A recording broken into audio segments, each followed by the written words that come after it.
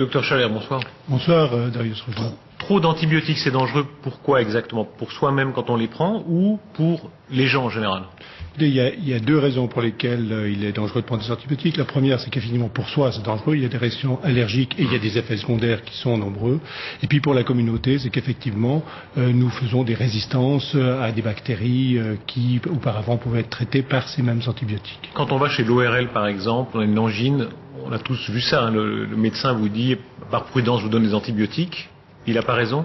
Écoutez, c'est tout le problème aussi de la médecine et des certitudes qu'on peut avoir en médecine. La difficulté, c'est qu'effectivement, on a aujourd'hui une médecine définitive. Il y a une pression en fait des patients.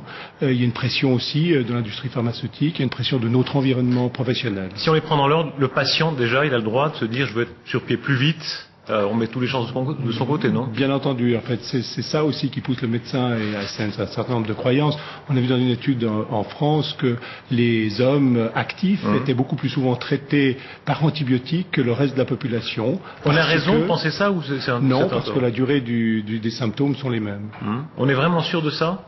Alors écoutez, il y a des études, il y a des analyses et en fait nous devons nous fier au guide de bonne pratique. C'est pour ça qu'il est important d'inclure dans la formation continue des médecins une formation régulière autour des prescriptions et ça c'est le rôle des cercles de qualité par exemple. Est-ce qu'il n'y a pas une petite part d'idéologie? La vieille génération des médecins croyait beaucoup plus aux antibiotiques, aujourd'hui on a l'air de dire tant pis on reste un peu plus chez soi malade, c'est pas si grave, non?